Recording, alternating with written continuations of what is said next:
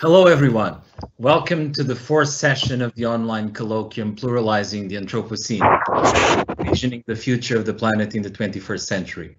My name is Gonçalo Santos. I'm a social cultural anthropologist based at the Research Center for Anthropology and Health and the Department of Life Sciences at the University of Coimbra.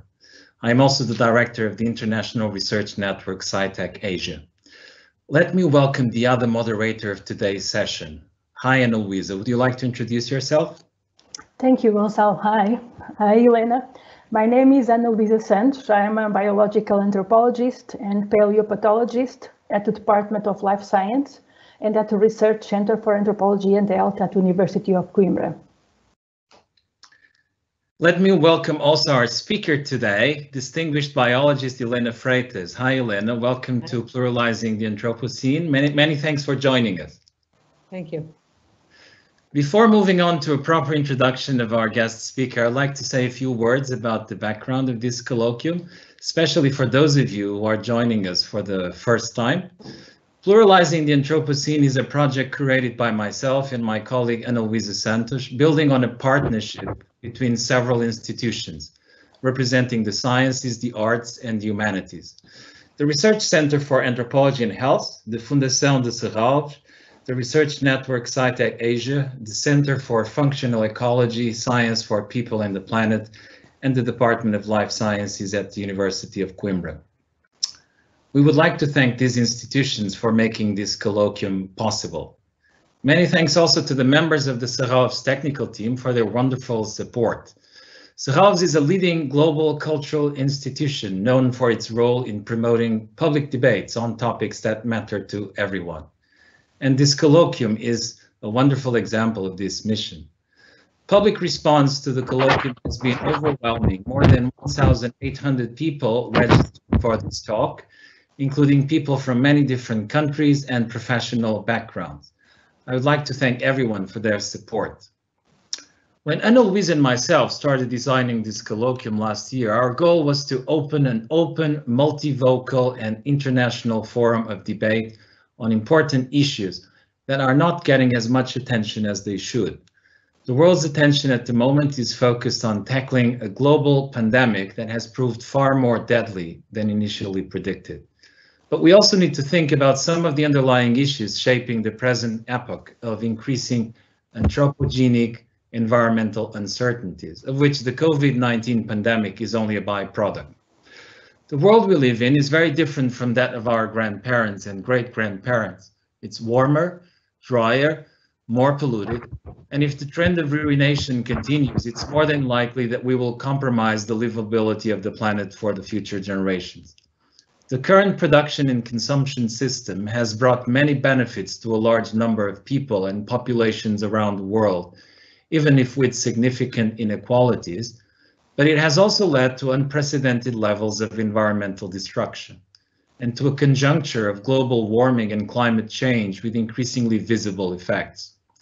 The present decade, the third of the 21st century, will be decisive when it comes to addressing these issues and planning a little bit better the future of our communities before we plunge into a conjuncture of chaos, confusion, and rising inequalities even more disturbing than what we are already currently experiencing under the COVID-19 pandemic.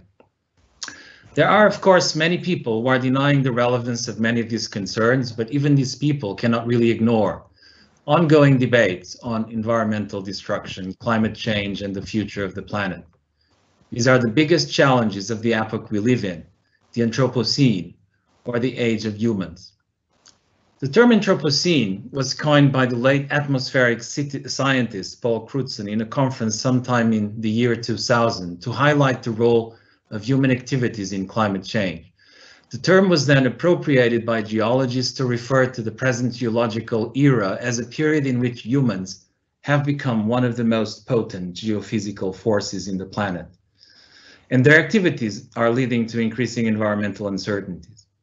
We are now in 2021 and Paul Crutzen died earlier this year, and there is still no consensus within the geophysical sciences on the validity of the term Anthropocene, just as there is no consensus on the precise beginning of the Anthropocene as a geological era. But most scholars would agree that the environmental impact of the human planetary expansion has become increasingly visible after the beginning of the Industrial Revolution, and in particular after the great global acceleration that took place after World War II. In the last 2 decades, the term Anthropocene has gained increasing popularity beyond the geophysical sciences, entering the humanities, the social sciences, the arts, and the media, and leading to the development of critical alternative terms like Capitalocene and many other, all of which defined in relation to the original concept of the Anthropocene. Whichever way we look at this concept, the Anthropocene has entered global cultural and political imaginaries as some kind of hyper-object or magnet that helps capture the tensions and the dilemmas of the age we live in. An age that is marked by increasing anxieties about the future of human life on the planet. But the Anthropocene is not just about the runaway world of environmental doom. It is also about overcoming disaster and catastrophe and creating new visions of hope and justice. The realities of environmental pollution, anthropogenic climate change, species extinction, and sea level rise compel a reimagining of humanity's place in the world, and an urgent rethinking of the dominant forces threatening the ecological balance of the planet. A rethinking that must go beyond make-do patchwork interventions like simplistic forms of green capitalism. Using the term Anthropocene to refer to the current age of increasing anthropogenic environmental uncertainties has started new conversations about what needs to be changed in the global economic system. But it has also generated a monolithic understanding of the Anthropocene as a unified human experience. The framing of the Anthropocene around the universalizing species paradigm has a homogenizing effect that hides significant exclusions and inequalities. Not all humans are equally implicated in the major forces driving contemporary human environmental crises, and not all humans, and hardly any non-humans, are invited into the conceptual spaces where these disasters are theorized or responses to disaster formulated. If we really want to do something to change the current economic system, we need to be capable of developing a more inclusive conversation. And we need to be capable of building a global economy that is no longer focused on conquering nature, but on learning how to coexist with a plurality of life forms around us. Pluralizing the Anthropocene features well-known scholars committed to developing a more inclusive and diverse understanding of Anthropocene debates of resilience, adaptation, and the struggle for environmental justice. Every talk will be followed by an informal conversation and a Q&A session with the audience via the chat function. The chat function is currently closed, but it will open towards the end of Professor Freitas' talk. If you would like to ask a question, please prepare your question and have it ready to be posted in the chat box once the Q&A session starts. This talk will be conducted in English. If you need language assistance, Microsoft Teams has a live transcript function that can be activated by pressing the live transcript symbol that is located in the right bottom corner of the application. A number of languages are available via this functionality, so please feel free to activate it. Please bear in mind that this event is being recorded by Serralves and it will be later released for public viewing via social media and the internet. The videos of the 3 previous sessions of Pluralizing the Anthropocene are already available in the Serralves YouTube channel. But let me go back to the main reason we are all here today. In our first session, anthropologist Tim Ingold argued that the global economic system must be rebuilt around a more encompassing notion of sustainability, the sustainability of everything, because the sustainability of everything is the sustainability of the planet. In our second session, anthropologist Anand Singh called for a more plural, historically expanded understanding of the Anthropocene, and she made a compelling case for the need to rewrite the history of modern environmental destruction from a more than human perspective.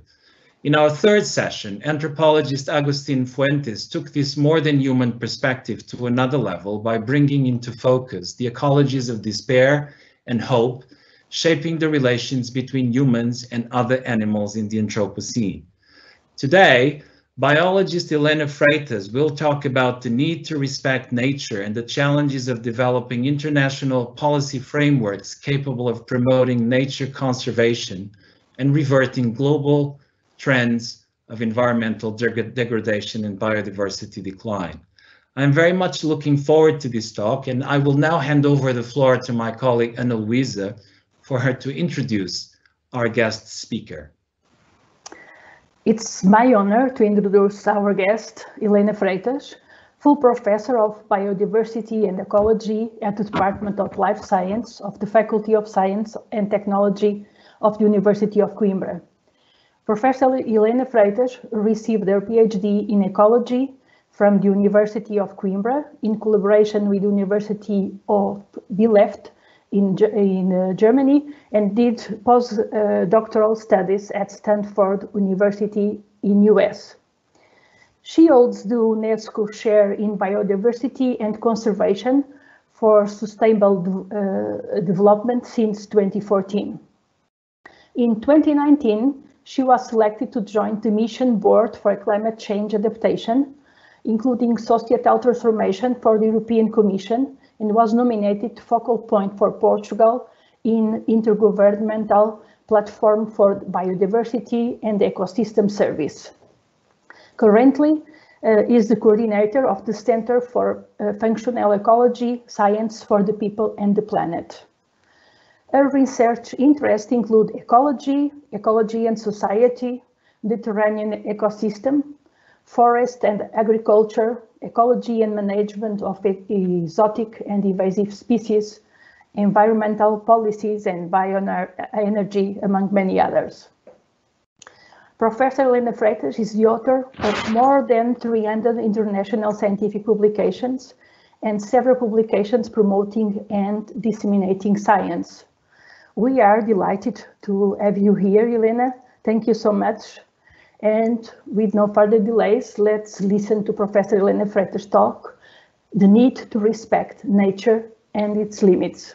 Please. Thank you very much, Luísa, and thank you, Gonçalo. Well, actually, thank you very much for the opportunity to join these conferences, Pluralizing the Anthropocene, and the chance to share with you some aspects of the complex relationship between people and nature. I believe that the pandemic has made more evident and widely perceived the degradation of ecosystems, with consequences for the planet and certainly for human health and well-being. Pursuing with this nature destruction, we will have more pandemics, will increase other risks and inequality in the access to ecosystem goods and services. The decade we live in is critical, and it is important to quickly support the narratives and build initiatives that help us to foster the path for sustainability. Our challenge is to live, to produce and to consume, respecting the boundaries of the planet. It is not just a question of the conservation of nature and biodiversity, but of preserving the functioning of the systems that support life on the planet. It will imply a profound and radical change, and the complexity of the change is huge.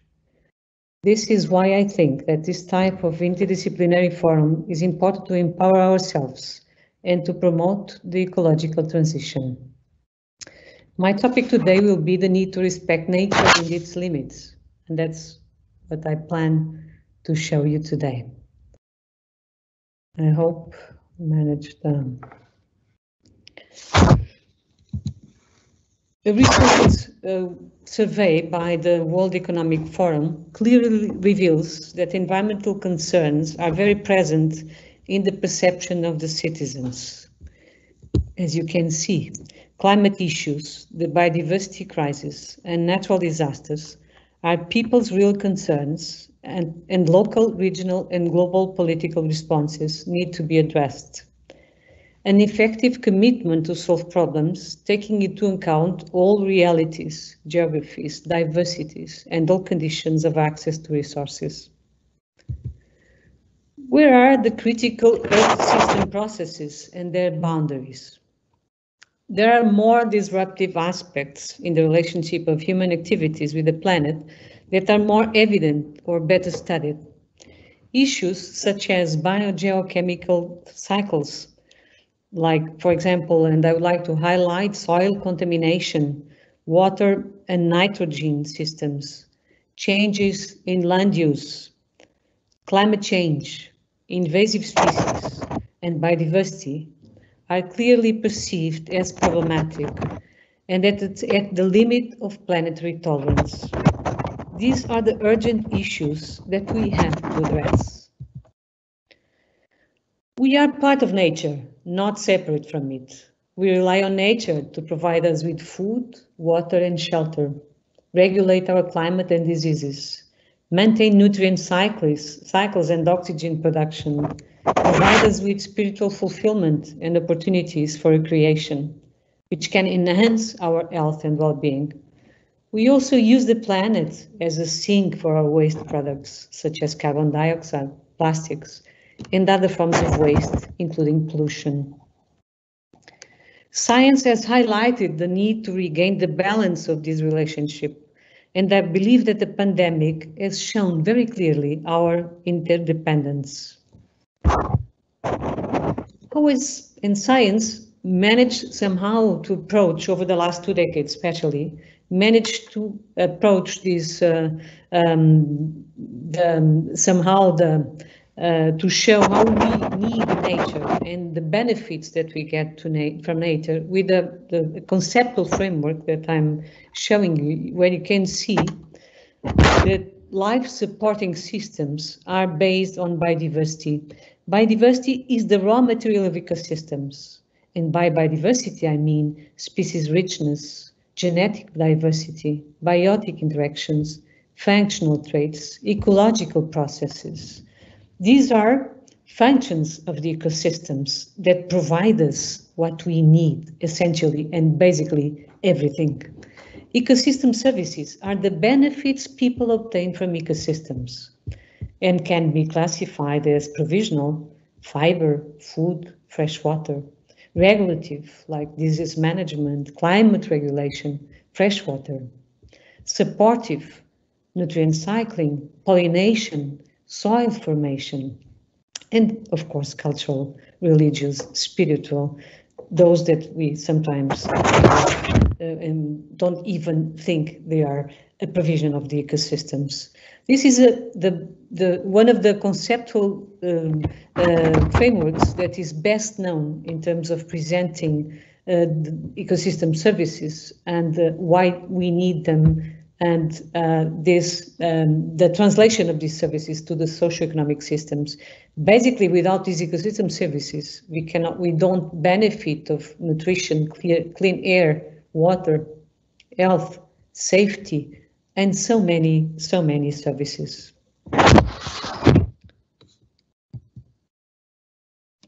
A recent work by the Intergovernmental Platform for Biodiversity and Ecosystem Services has recognized the need to accommodate a greater diversity of values into the decision-making through the framework of so-called nature contributions to people.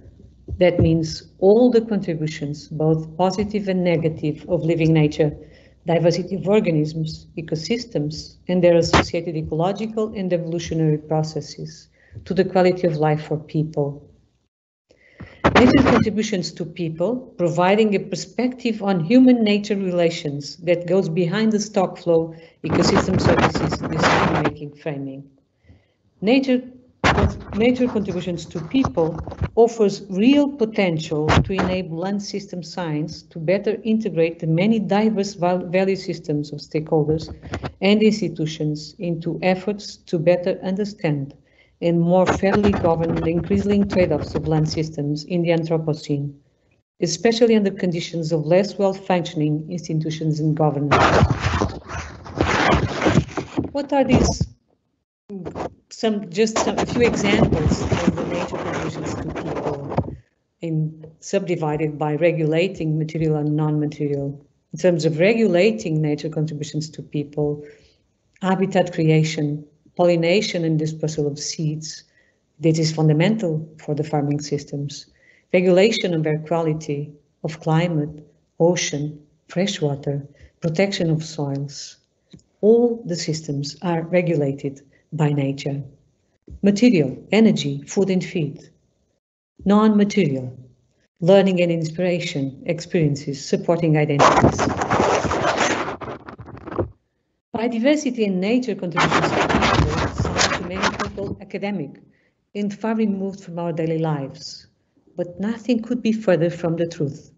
They are the bedrock of our food, clean water, and energy.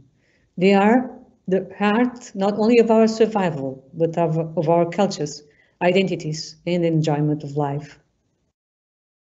We must act to halt and reverse the unsustainable use of nature, or risk not only the future we want, but even the lives we currently lead. Fortunately, the evidence also shows that we know how to protect and partially restore our vital natural assets. Some examples of this degradation are more and more clear. In terms of indirect and direct drivers of examples of ecosystem services degradation, the so-called direct drivers or indirect drivers, the direct drivers of degradation of ecosystem services are especially land use and sea change, direct exploitation, invasive alien species. But we also have indirect drivers of ecosystem services degradation, climate change, pollution. The fact is that we can, this is a very recent assessment, we can identify that natural ecosystems have declined almost 50% on average relative to the earliest estimate states. 25% of species are already threatened with extinction and or decline in most animal and plant groups studied. Almost 1/4 of ecological communities have declined on average terrestrial communities since prehistory. More than 80% of biomass with wild mammals has fallen by more than 80%. This is huge. But in spite of this acknowledgement, we keep degrading. Global trends in the capacity of nature to contribute to good quality of life from 70 to the present is amazing, is very impressive. Global trends in the capacity to contribute to good quality of life, as you can see, just a number of examples. 14 of the 18 categories of nature contributions to people show a decline. Half of the 18 categories show consistent patterns globally, whereas the other half show declines in some regions and gains in others. For example, forest areas and the nature contributions to people supported by forests have generally declined in tropical regions while increasing in some temperate areas over the past 50 years. Of course, I cannot go deeply into every topic, but it's quite relevant to see the number of nature contributions to people that is showing a steep decline after 1970. Another example of these nature contributions to people, where you can see, especially in Africa, which is a huge continent, this is another regional report for Africa by the IPBES. And it's and you can see, especially one of the ecosystems that provide essential ecosystem services for most native indigenous communities of Africa, and they are losing at a huge rate, like mangroves. Coastal mangroves are essentially for protection, providing with food, carbon sequestration, timber. A number of ecosystems and services and goods are from this essential biome. But in spite of it, it's one of the most degraded ecosystems of Africa. And let's look a bit into the so-called major environmental categories. The percentage of damage or lost is again huge. You can see in red is 50% of degradation, and if you see the Earth's surface, oceans, kelp forests, seagrass meadows, predatory fishes, coral, terrestrial vegetation, wetland area. Most of these major categories of environmental systems are threatened, and seriously threatened. Essentially, we can say that the planet exists for us, and the availability of land area for wildlife is impressively small. You can see you have the earth, land mammals by weight. You can see, of course, humans, and then you can see our pets and livestock, and then a very tiny portion is left for wild animals. If we notice in terms of global biomass, for example, across mammals and birds, it's the same kind of data. So as I have shown in the previous slide, 4% of global biomass in mammals are from wild animals. Most of it are from humans or farm animals. If we see birds, it's the same kind of ratio. Less than 30% are for wild birds, and the others farm chicken or farm ducks. So more and more, the world somehow is configured in terms of humans' activities and responses to humans. So what about the others? Just a quick example of the kind of especially the fauna, big mammals that are truly suffering from this pressure on the planet. The following population declines over several decades due, in this case for elephants, due to poaching for ivory and loss of habitat. The African savanna elephant is considered endangered on the IUCN Red List of threatened species, but the African forest elephant is now listed as critically endangered by the same red list. And the same goes to many animals that 10 years ago you wouldn't expect to see the giraffe, for example, in the same kind of list, but it is. Or in the Americas, the jaguar, or the gorilla in Africa, or the leopard, the Himalayas leopard, or the polar bear. I show these examples because it's not only the pressure of the poaching and the loss of habitat, but now also climate change. The existing risk and diversity in different taxonomic groups. Approximate number described species of animals, plants, and fungi, you can see on the left, and the bars of the left, and the proportion of species that are threatened with extinction, the pie charts, and groups that have been globally assessed by the IUCN Red List, 54, either comprehensively, like for example legumes, monocots, ferns, dragonflies, reptiles, through a sampled approach, and proportions assume that data deficient species are equally threatened as non-data deficient species, which is not exactly true. But the proportion of data deficient species in each group are mammals with 50%, birds, reptiles 21%, amphibians 23%, and so on. The proportions of data, in fact, you can see this kind of trend in every groups in all species. Examples of global declines in nature that have been and are being caused by direct and indirect drivers of change. Each of the direct drivers of change, land use or sea use change, direct exploitation of organisms, climate change, pollution, including plastics, heavy metals, and direct effects of CO2, for example, terrestrial photosynthesis and seawater pH and invasive alien species. Represents the aggregation of many consequences from sectors such as crop production, animal husbandry, fishing, logging, hunting, mining for minerals, fossil fuels, development of cities and infrastructure for electricity and transport, and the transport of people itself. The direct drivers result from an array of underlying societal causes. These causes can be demographic, for example, human population dynamics, socio-cultural, for example, consumption patterns, economic, for example, trade, technological, relating to institutions, governance, conflicts, and epidemics. These are called indirect drivers, are underpinned by societal values and behaviors. Land and sea change and direct exploitation account for more than 50% of the global impact on land, in freshwater, and in the sea, but each driver is dominant in certain systems or places.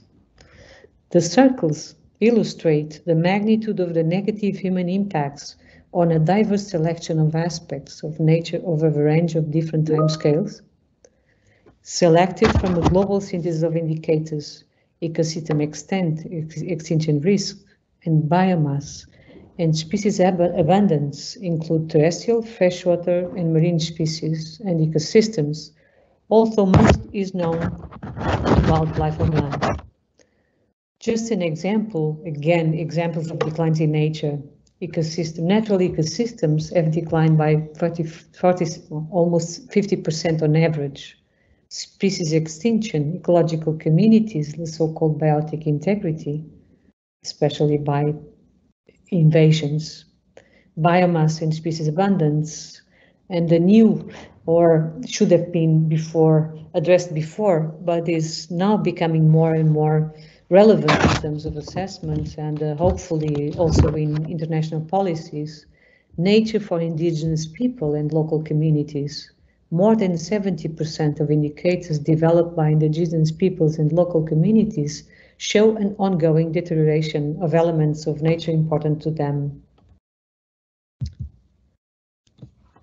So what are the solutions and what are the responses that we manage to somehow to generate and to implement? One of the main policy instruments to slow the loss of biodiversity and degradation of nature is the creation of protected conservation areas. Currently, 60% of the land, 16% of the land and 7.4% of the ocean is in areas designated or proposed for protection. Also, only 2.5% of the ocean is in highly fully protected areas. This level of protection is widely acknowledged as being inadequate to achieve biodiversity protection goals. Actually, we have failed a lot, and it's very much visible in all documents, all the assessments that we've been producing. One of the headline proposals for the 15 meeting of the Conference of the Parties to the Convention for Biological Diversity that was supposed to be held last year, but due to the pandemics has been postponed and is supposed to happen this year, by the end of the year. And it's a very important convention for biodiversity. We very much hope to have some kind of agreement, the same type of agreement as the Paris for climate. We hope to have some kind of agreement of the same intensity and compromise and commitment, international commitment for biodiversity this year. We hope so. And one of the main objectives is to have an effective area based on conservation measures to 30% of the planet by 2030, including both land and water protection. This is one of the goals of the Global Biodiversity Framework that we are planning for the next decade. What else can we do? A lot. Governments need to do more to protect natural capital and put in place a combination of policy reforms to reduce negative impacts on biodiversity, such as reforming harmful agricultural subsidies, reducing investment risk by public and private investors. Governments worldwide must develop new financial innovations to increase available funding for conservation, promoting green investments and supporting development of nature-based solutions, natural infrastructure and biodiversity offsets. But we keep, in spite of this understanding, in spite of these intensive discussions, and we are pretty much aware of what's going on and where are the problems and what can be the solutions, we have the solutions. We keep having and promoting agricultural subsidies, forestry subsidies, fisheries subsidies that are extremely harmful for nature and for biodiversity conservation. And the same goes for the farming systems, the food system. The food system is one of our major challenges. Of course, we have to respond to the needs for food, worldwide, and we know that the population is increasing at a very high rate, and all the systems have to respond to this. But we have to change our food system because it is really very, very much wrong. Of course, we cultivate and we keep cultivating a number of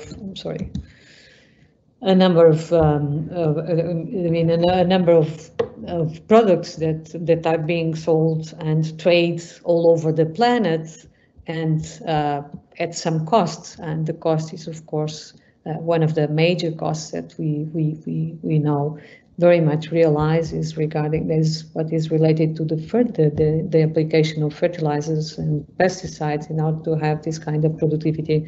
The farming system is one of our most important challenges to preserve nature and ecosystem services. Just a short example of one of the major impacts of the food system and the application of herbicides, insecticides, and the contamination of soils and through the food system and the way we've been cultivating basically everywhere in the world. And one of the impacts that is becoming very clear is on insect decline in the Anthropocene. There are differences, of course, if we are in the Americas, in Europe, or Africa. But for example, in Europe, we have numbers of around 70% of decline of insects over the last decades, and this loss of insects is very much worrying because the loss of insects means that we will lose one of the most relevant ecosystem services, that is pollination. And without pollination, we won't have, we cannot feed people, we cannot keep feeding people because the systems most of the farming systems are very much dependent on insects, on pollinators. And the loss of pollinators is a direct result of the way how we've been producing, especially, as I said, farming systems.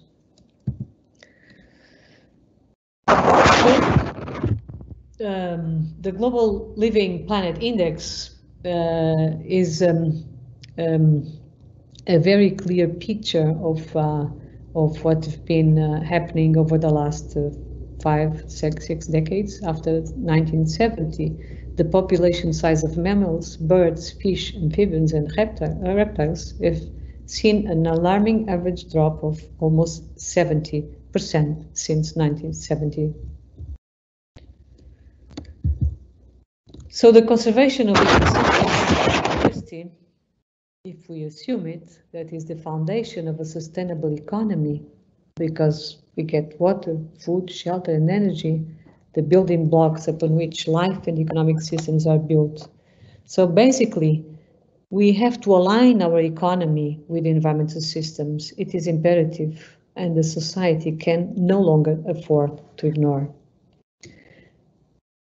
Some of the international organizations that are very much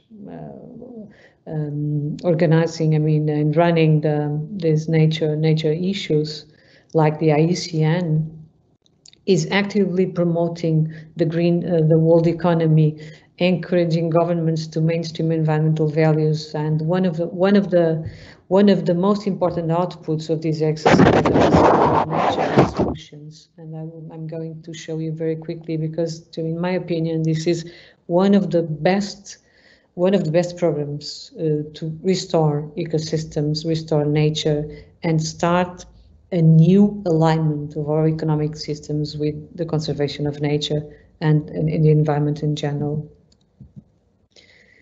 Nature-based solutions are defined by the International Union for the Conservation of Nature, IUCN, as actions to address societal challenges through the protection, sustainable management, and restoration of ecosystems, benefiting both biodiversity and human well-being. They use the power of nature and functioning ecosystems as infrastructure to provide natural services to benefit society.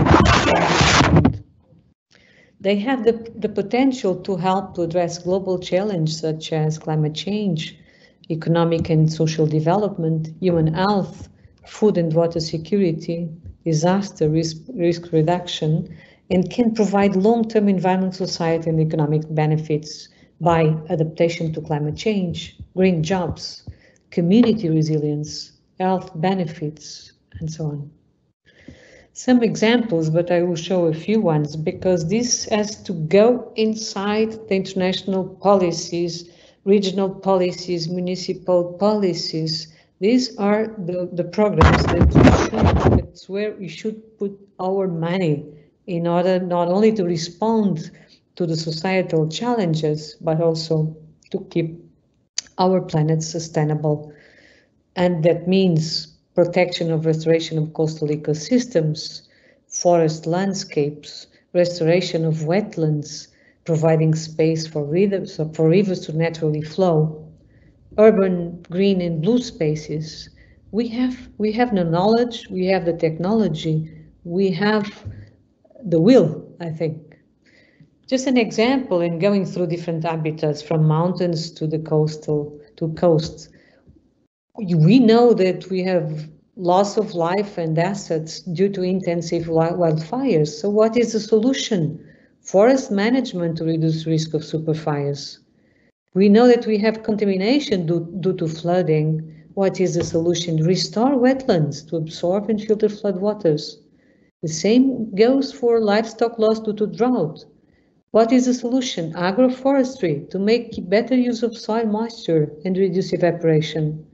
Urban flooding due to intense rainfall. What is the solution that responds to society, but also it can be an envelope for the green economy. Restore water courses, expand green spaces, introduce surfaces to reduce flood risk. The loss of land and assets due to rising sea levels, what are the solutions? Restore coastal wetlands, including enhanced engineering measures. We have a number of solutions for everything, for all our environmental problems and concerns. We just have to implement them. We just have to choose. It's a new world. It's the most intelligent choice that we can make. And when we benefit, when we work with nature to come up with the solutions, we are at the same time responding to societal challenges and problems. When we respond to the nature agenda, we respond to the development agenda. When we use agroforestry instead of intensive farming systems, we are working for climate change and also for food security and also for human health. This is very much connected.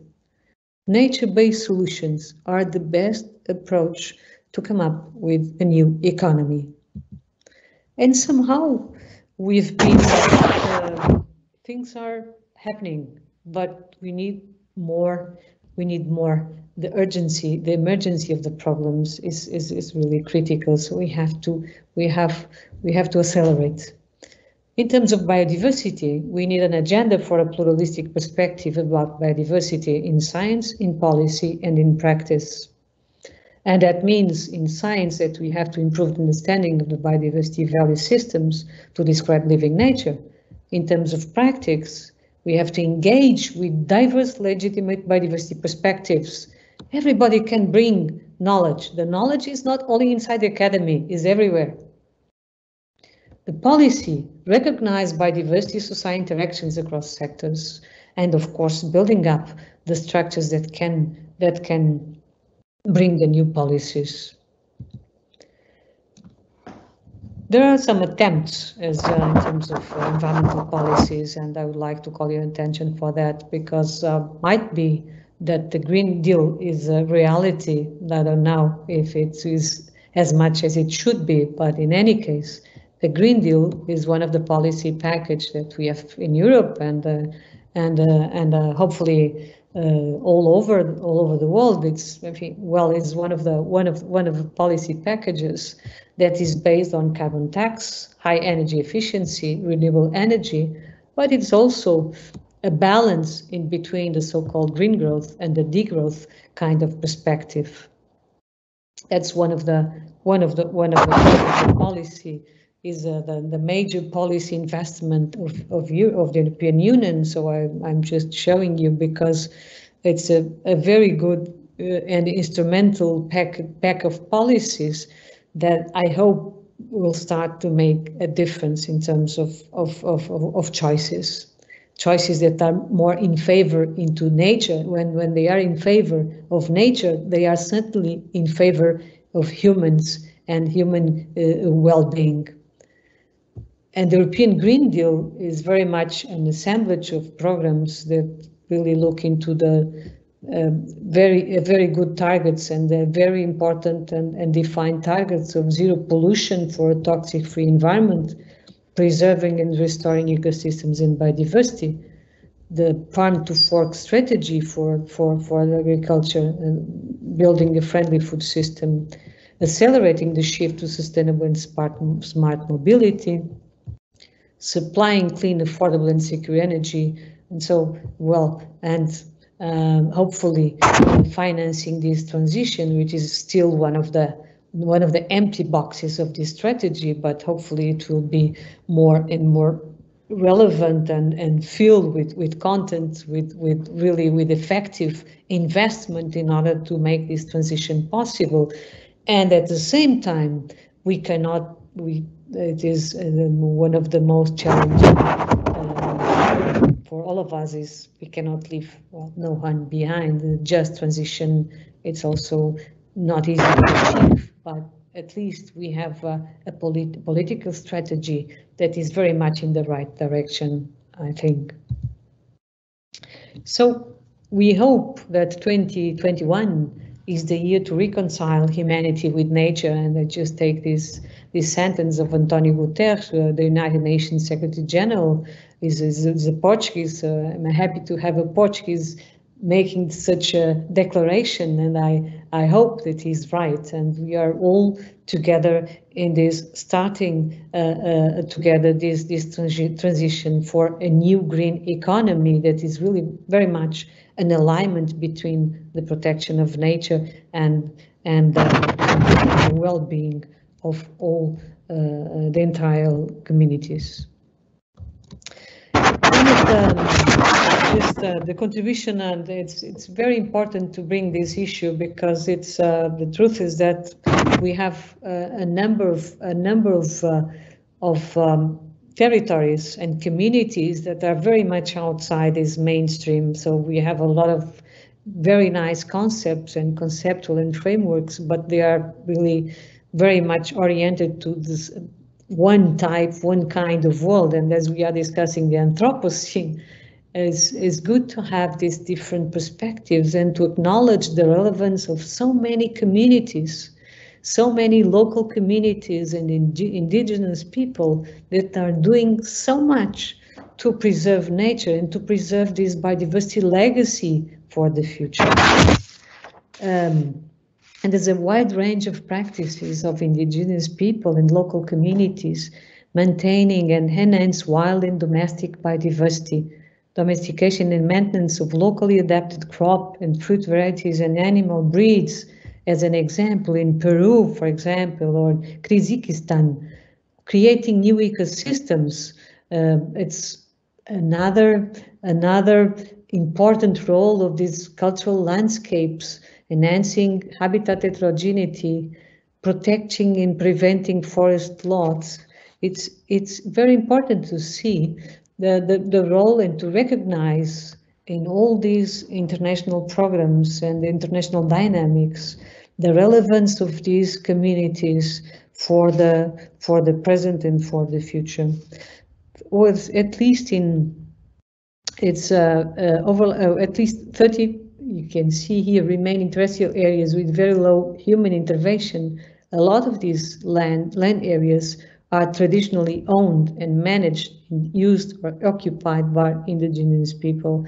And that is, in these territories, we have probably a huge percentage of areas that are somehow protected, and because due to the due to the role of these communities. So what is going to be this, how are we planning this transformation and this transition? How are we enabling this transformative change? This is a huge challenge for the traditional and conventional kind of way how we organize ourselves in terms, for example, the levers, the so-called the levers, what are the players, the agents of transformation. We need new collaborative implementation of priority interventions, targeting key points of intervention, could enable transformative change from current trends toward more sustainable ones. Effectively addressing these levers and leverage points requires innovative governance approaches and organizing the processes around nexuses or the missions, representing closely interdependent and complementary goals.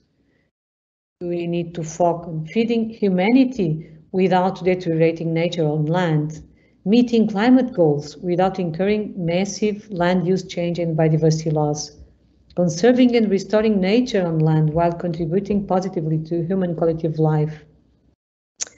And we need leverage points, reducing total consumption and waste, unleash value production, reduce inequalities, practice justice and inclusion in conservation, and so on. Much like this very recent report of UNEP 2021 on making peace with nature is how this report was named. A very nice report on and basically showing the kind of roadmap. Transforming nature puts human well-being at risk. That's the 1970 up to now scenario. Human development, we had the economy has grown nearly 5-fold and trade 10-fold. Human population has doubled to almost 8 billion.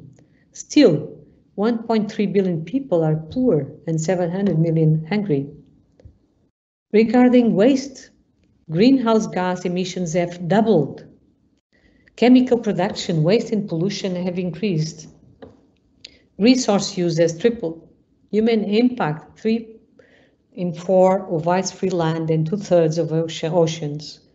And the Earth capacity and supporting life, what happened there? Livelihoods, equity, health, economic development, peace, all these are risks.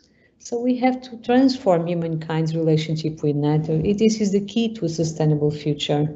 And that's my expectation for the next decade.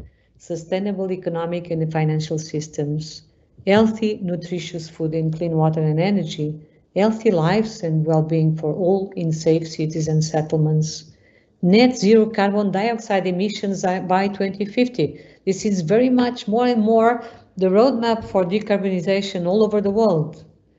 We have this in the transition of energy going on, management of chemicals, waste and pollution, recycling of resources, circular economy, protection and sustainable use of land and oceans, Earth capacity. So we have to restore and adapt to eliminate poverty, one of the goals of the 2030 agenda of the United Nations, equity, health, economic development, peace, food, water, sanitation, safe cities and settlement. I'm just almost I will finish soon, but this is just, I would like to show you, this is the framework for the Convention for Biodiversity, that is the framework for the future of biodiversity, and it's a very clever implementation, application of the theory of change for the framework that acknowledges the need for appropriate recognition of gender equality, women's empowerment, youth, gender responsive approaches, and the full and effective participation of indigenous people and local communities in the implementation of this framework. The vision for this framework that is going to be accepted and approved by I hope, the entire planet, is the vision that we have is living in harmony with nature by 2050. We don't have many years, we have some. And I will finish with this very nice slide of the 7th of April was the World Health Day, and the World Health Organization, together with the Convention for Biodiversity, came up with this integration of health and biodiversity and nature. One planet, one health is the roadmap. If we fight for a good health and well-being, we have to fight at the same time for nature, to preserve nature and biodiversity, because biodiversity is the basis of human health. To have health and good health, we need to have the basis, the root of the system. The raw matter is biodiversity and ecosystems. And then we can respond to climate change, water quality, air quality, nutrition, agriculture, biodiversity, mental health, biomedical and pharmaceutical discovery. These are all dependent on the preservation of biodiversity and integrity of ecosystems. So my hope is that the pandemic will change our collective priorities. We have the chance to prioritize what has proved truly important and necessary. Each of us will keep our memory, but as a society, it has become evident the need for a sound public health system capable of responding to all, the importance of supporting science and scientific research, the emergence of climate change, and the need to address its consequences in an organized and global manner, an effective political and social interest in reducing inequalities, a real debate on aging and how to tackle it. Nature's individualistic and predatory lifestyle cannot continue. Thank you very much for your attention. Thank you very much. Excellent. And certainly the audience will have questions or comments that can ask in the chat function that is now opened. Meanwhile, I would like to ask your opinion about one or two thoughts. From your lecture, and whenever one reads scientific information about the shrinking limits of the planet resources or about the largest consequence of climate change, it is easy to get apprehensive and afraid of the future. And this goes looks to 2050 in a few decades.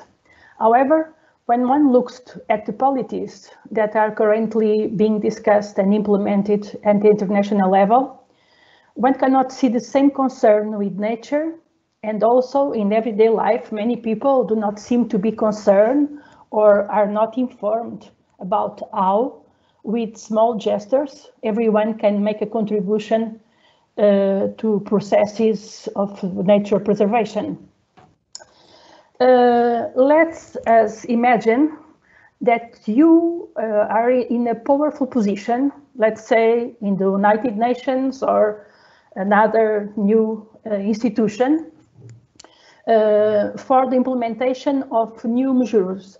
What do you think priorities should be?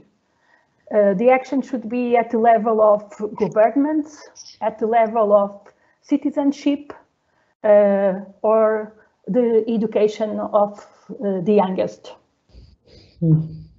Well, thank you for your question. Are you listening to me? I'm not sure. Yes, thank you. Yes. Well, thank you very much for your question.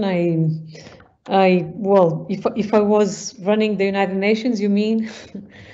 Or another institution, or another one, United World or something like that. No, I think that we came to a momentum in the history of the planet and humanity where we clearly need world commitments in order to solve these big threats and problems. That is clear. So we cannot solve them without a strong engagement and commitment at the global level. And that's one of the things that is really keep postponing so many really urgencies. And but I think that this kind of perception is more and more inside these big organizations. So let's start by United Nations. Clearly, it's very impressive, the kind of the effort of António Guterres for bringing up the climate agenda and making his best to have it in the front of all the international policies. It's very impressive. I mean, because it's really an amazing role that he's trying. And if you read international newspapers, or if you follow the international press, you can see that even the international IMF or all the international organizations now, they are more and more. I think more and more they understand the need to change to change and to integrate this nature conservation and well, particularly, of course, climate is one of the problems and threats that is clearly in the political agenda. We have to put biodiversity and nature in the same agenda, because we cannot solve climate crisis without solving the biodiversity crisis, and vice versa. So we need both at the same level of urgency. So in my opinion, without these big players, without these international commitments, it will be more difficult. So we do need them, but at the same time, I agree. You said, what about education? And I also think that the investment in education has to get back. I mean, we have to put again education in the front of the international policies, national policies. It's very, very important to have a new education system that really puts the planet and the protection of the planet and the relevance of the planet in the front of the mainstream. So it's education is an issue, but at this stage where we are losing so much and the threats are every day we have new threats, and we understand the impact of the planetary boundaries issues. I think that more and more we realized the need to have these international policy commitments. So I would say, but it's interesting to see that, for example, the financial world is also changing. You have more and more the international banking systems that are not supporting anymore those projects of investment that are not that don't have a clear policy for climate, for example. So this is happening. The problem is that the speed is not the speed that we need. We need much more commitment, much more investment, and but it's a process that I think it's unstoppable. So that's the way where we go. I'm sure that we will. The ecological paradigm is the new world is certainly going that way. But it will take as long as it takes. The loss and unfortunately we'll have more people suffering, more human communities suffering from the lack of speed and awareness at the global level. So I don't know now if I've responded, but it's really I mean it's we all know that we all know the way. There's no other way. But the speed is not the speed that we need to respond, and most of all to respond to at the whole level, so that we really care for people. That's what is missing. These kind of values are missing because we are not caring for a lot of communities people in many places of the world that are really out, as we saw over the pandemics too. It's the same process, but some things are changing, and I'm in that sense, I hope things will change. We'll see. But thank you. I hope the pandemics will change. Thank you. Yeah, yes, and exactly the pandemic situation that we are living in has forced many countries around the world to make radical interventions in people's daily life, and many things have changed in a short period of time.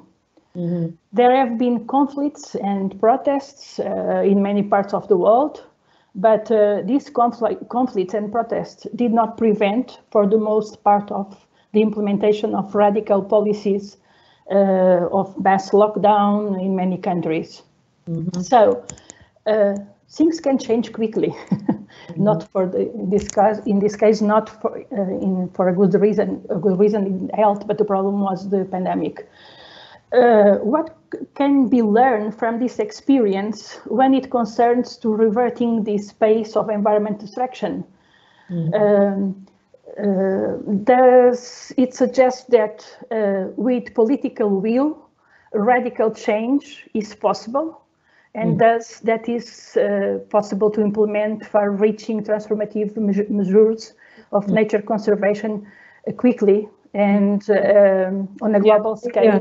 I think, well, I certainly think that one of the, this intention of the Convention for Biodiversity and the global intention to have a set aside of part of the planet, at least, the 30% aim targets for the CBD to have 30% of land and sea set aside, so protected in some kind of assignment. I think this is a major achievement, and we really have to have this goal very clear. So we have to go for this goal. And this, if we manage to have this commitment at the CBD level, that will also mean that nature will become much more part of the economical system and part of the solutions as well. That means, for example, if we have, let's say, an example of the Green Deal, if we have a major investment on infrastructures, and if we choose to have part, as we know, part of the Green Deal is a percentage of the Green Deal has to go for the climate mitigation or climate adaptation.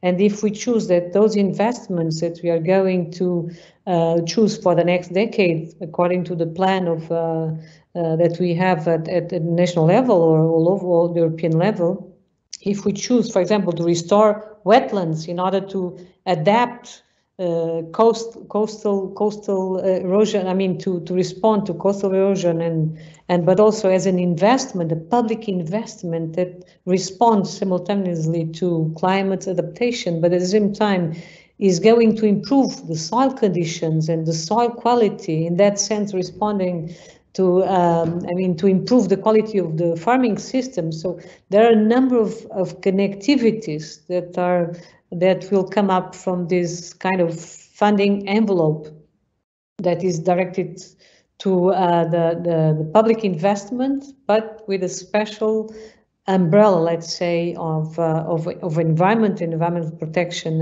And so in that sense, we have now this decade is critical, because we'll have a package of policies and public investments, especially because of the crisis, that they have to be extremely well oriented. That is the critical issue. So we have to manage to achieve the best political commitments this year, because we have the perception of the pandemics, and the perception of the pandemics is clear. The nature disruption is on the basis of these pandemics and many other risks that will come up, certainly. So we need to restore nature and to achieve a good balance between human activities and nature conservation. And if we manage to get those political roadmaps, international commitments, and at the same time benefit from a decade of public investments that goes together with this political roadmap, that is, I mean, this is the critical point. And of course, there are major difficulties, and also because we don't have the kind of governance models, we are not organized in order to respond to this kind of strategic implementation of fundings according to missions.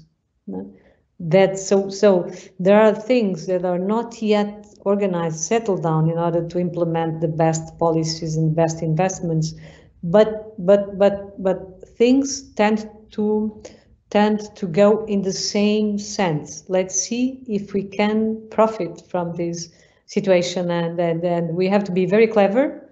We have to have a very active participation of the citizens. We have to come up with this kind of forum like this one, where we discuss many disciplines, acknowledging all the fields of knowledge and all the perspectives, and really, because it is important to say that we have technologies that can help us. We have technologies, we have science, and together, if we have the intelligence to put this together, I think we'll manage, because there's no other way. There's no other way. This is the most intelligent way to go. So I believe we have a good chance, and 2021 is certainly, we are at the end of the pandemics. The pandemics generate the kind of environment where at least the perception is favorable to align the economy with the green economy with the nature conservation. So I hope we can. I think we can make it, but it's very much under pressure. I mean, it's we have this decade really, and it's so I think the pandemics somehow generate a good environment to have. To come up with international commitments, policies, and public investments that are organized by missions with the right actors and the right networks. We will, and the right clusters of intelligence and knowledge and people and communities. We can do it. We can do it. Thank you. Thank you very much. I will give the word to Gonçalo, who will certainly have some questions too. Thank you. Hi, Helena. I think the questions are piling up in the chat box. I would like to ask if you could just, in the answer to my question, be short, be brief. Yes, yeah, so that we have time to address the questions of the larger audience.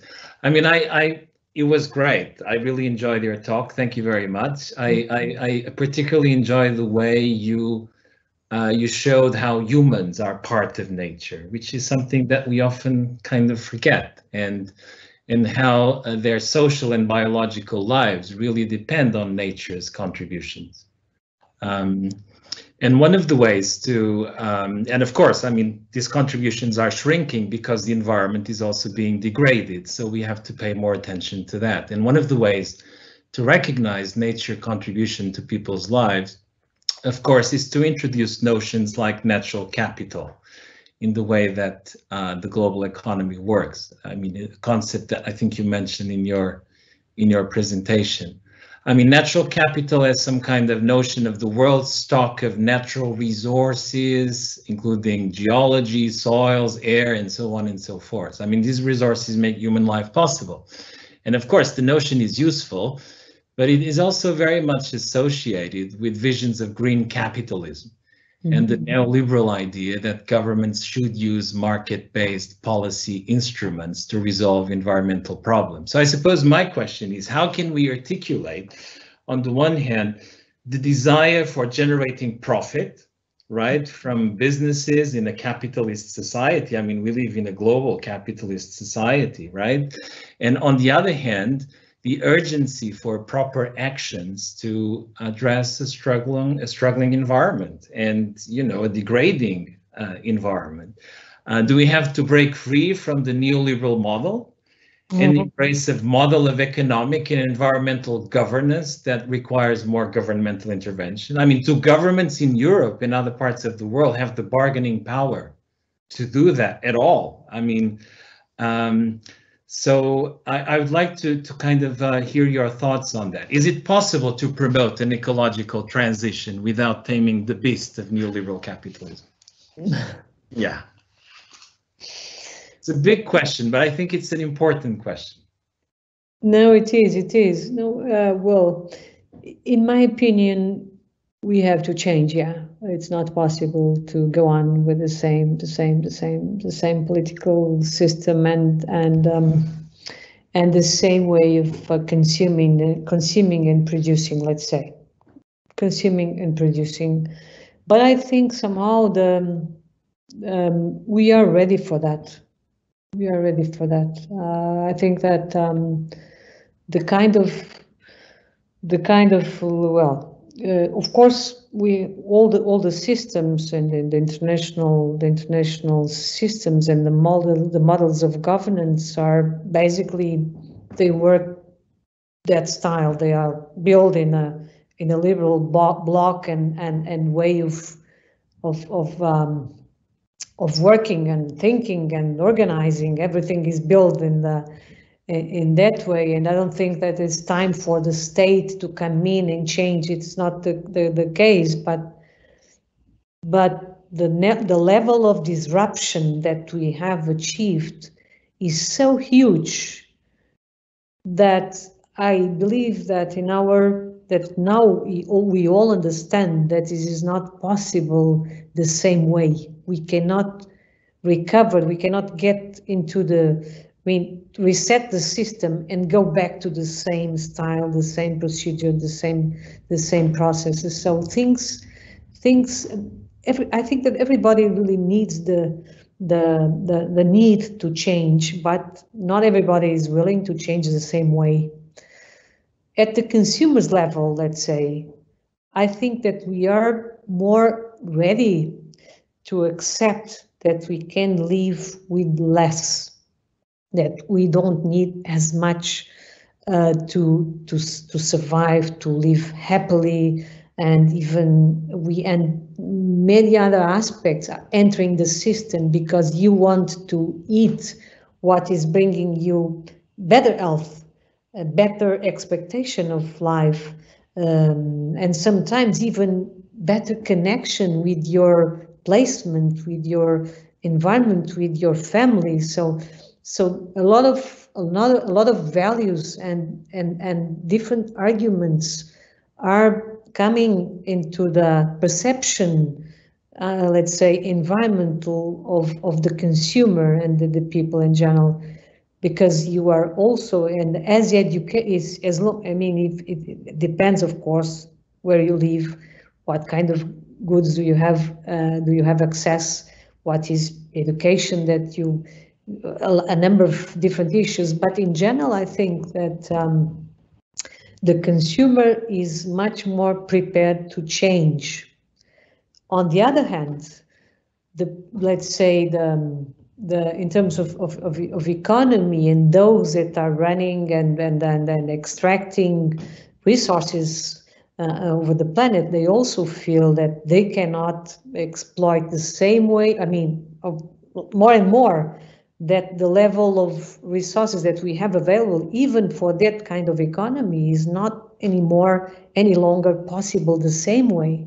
So some change also is also happening in that corner. So I don't think that is by imposing. The times are very complex, and I have to confess. The complexity is huge. So we don't have really one answer and one way. And so in the transition is probably that's the meaning of transition itself. I mean, you have a lot of ideas and complexity that is in the system, and that this is a process.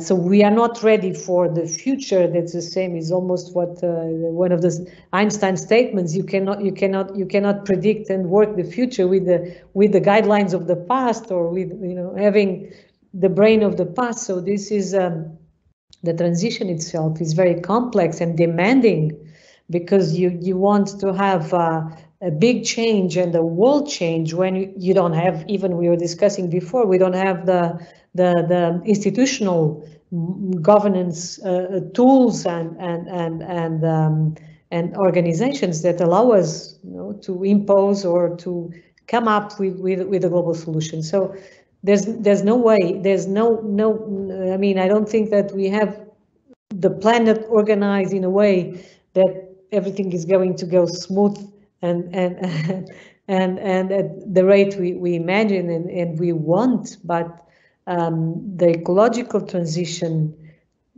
will happen because, first of all, because I think the perception of the consumer is changing very fast and is very demanding. And that's one of the key aspects of the process of change.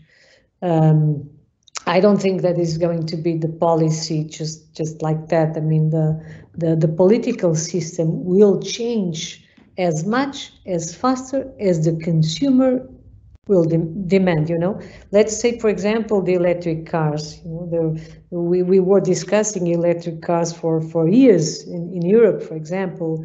And 2 or 3 years ago, you would say, well, I don't buy because I won't have them in the market, and it's very expensive. It won't work. But in 2 or 3 years, I mean, the market changed completely because the consumer wanted this transition to happen. And then you see everybody is going there. And of course, there are critical aspects. You say, okay, but what is going to, well, I'm sorry, you said be short, be brief, and I'm just expanding. Now, this point about the consumer. Your question is very complex and I appreciate, but it's a big discussion. The question of the consumer is very important because we're getting a lot of questions heading that direction. And one is actually coming from Tim Ingold, who is asking, I am very doubtful that the way forward has to lie in a more and more integrated and totalitarian global planetary approach, given that the ecological degradation of the last 50 years that you described in your lecture has largely been driven by globalization, albeit of the wrong kind. Do you really believe that solutions have to be driven from the global level? People care for one another and for their immediate environments, but the globe cares for no one. Would it not be better to empower local people to look after their own communities and environments? I fully agree. I would love that direction. I mean, but I think that the emergency, especially the biodiversity crisis, we don't have time for that. I mean, the urgency of the problems, the rate how we are losing species and ecosystems and habitats and the life supporting systems is huge. So and the climate crisis itself. So I think that somehow we need some global commitments. I agree. I don't rely on them to change, but I think they are part of the change, and we have to bring them, and especially commitments in terms of planetary commitments for climate and biodiversity. I think that we have to really have some commitments in that sense. But by saying this, I fully agree that with what Tim was saying, that we need to empower local communities. That's why I said, responding to Luísa, that I think that the education, urgent, we need really a strong commitment with education and everywhere. And I think this can be a very strong program to really empower communities, of course, with diversity. I'm not claiming for a universal program of education, nothing like that. But I mean, I think that the support for education of local communities and people should be really a very strong investment of the decade. But in that sense, empowering local communities, generating also some kind of some more connectivity with the placement, with the identities, with the memories, with the legacy of local communities. I agree. I think that is the most powerful way of changing, transforming the planet. But considering the need to really sustain some integrity of the life supporting systems, which I believe are really very much threatened, and I think that at least at that level, we have to come up with, for example, even today I was reading, I don't read usually the Financial Times, but one of my friends sent me an article regarding Amazon, for example, the Amazon forest. The Brazil government was claiming for $1 billion to the American government in order to protect, in order to guarantee the protection of Amazon. We know that this is not going probably to get accomplished, but they were claiming for $1 billion to protect the Amazon. What is happening in the Amazon is absolutely, it's a disaster, it's tragic. The disappearance of this regional biome it will have a huge impact also in local communities. Do we have time to empower these communities, before we lose this tropical forest? That will be difficult questions. Yeah. But I agree. I agree. We have to go. This has to go. It's a very nice discussion that we should have. But I agree. Yes. Some of our viewers are asking about population and population growth. They say that even with strong environmental protection measures, namely in terms of decarbonization or the protection of nature and biodiversity, how can one avoid the continual global degradation of the planet with a population in continuous growth? That is a very important question. I don't know how to.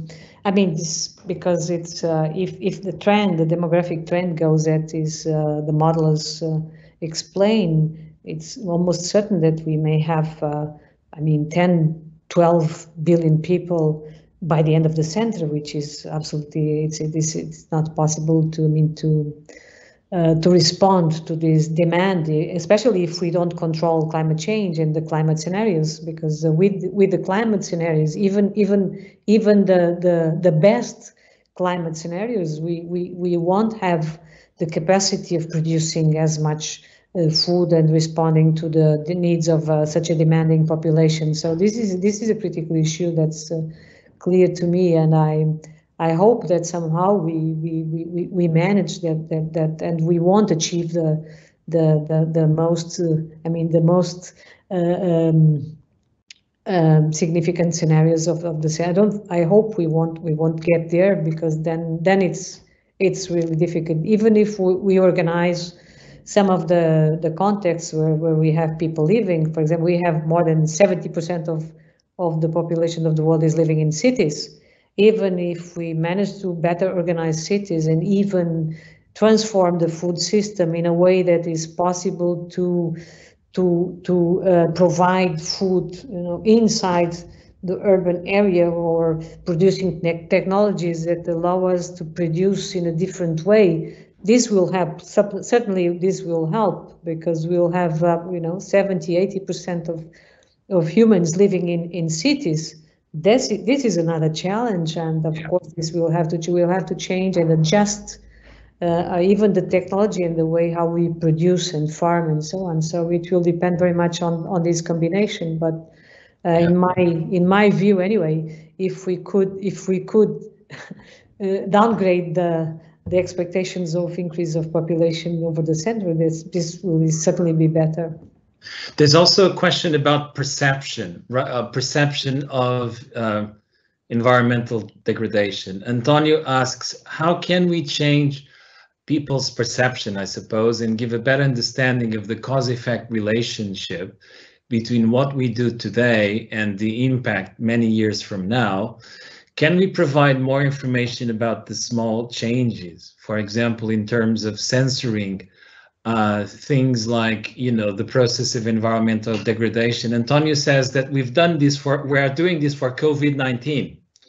and that, you know, every day we're kind of monitoring what's happening and creating a sense of urgency that something must be done, and numbers are piling up and, you know, oscillating every day. Should we start doing something like this? The mass media to kind of monitor processes of environmental degradation? That's a very important question. Thank you for Antonio for the question. And I very much agree. If we could somehow have a way of monitoring degradation in all systems. I mean, even in the farming systems, if we could, let's go back to the consumer. You know, if you know what you eat, and if you know the impact of what you are eating, if you know that, if you clearly know when you buy at the supermarket or at the store of your village, if you know the origin, if you can trace back the what you are consuming, and you know the impact at the local level of what you are consuming in terms of environmental impact, but also in terms of investment of the communities at that local, or if you could realize that by eating that way you are driving one wetland or one forest to as a matter of fact what is happening in Europe, because, you know, I was discussing and presenting the Green Deal, but I was not presenting, I mean, it's never said in the Green Deal where are the negotiations for trade with, for example, South America, when we import 2/3 of the meat that we eat in Europe. Are we aware of the impact of eating this meat that's coming from South American forests, you know, from the degradation of these forests? If we could be aware, you know, and tracing this meat that we are eating and realize the impact there and in the environment in general, I think this can be very helpful indeed. So my hope is that that's why I think that technology can help. And these, for example, these new technologies, like for example, blockchain can do a lot by helping us exactly to realize what is the impact of our consumption of. So these new technologies and censoring, for example, can certainly be very helpful by making us like we are part of, as I said, we are part of nature, but we don't have the tools to realize how deep connected and part we are. Yes.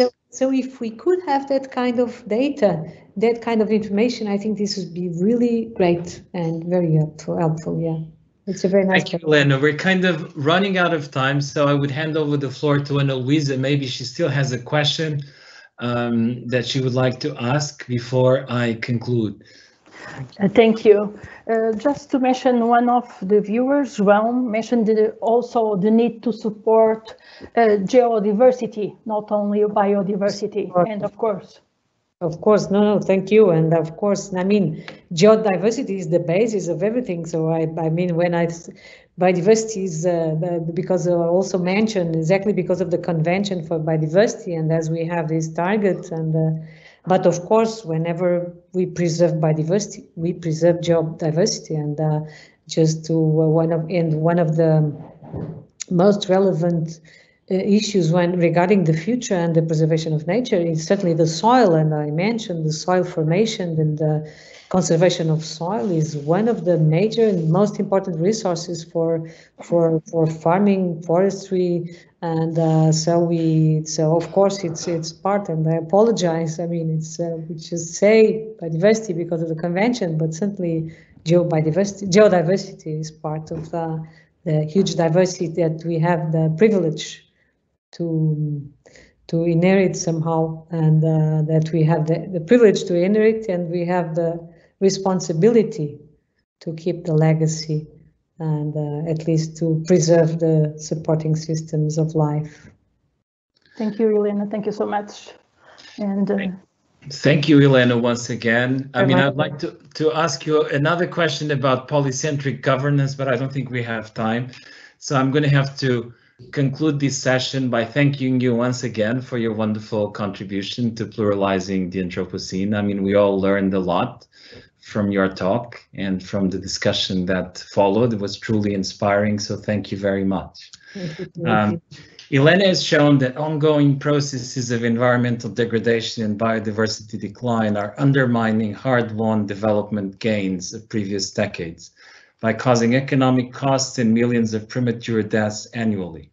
The well-being of today's youth and future generations depends on an urgent and clear break with current trends of environmental decline.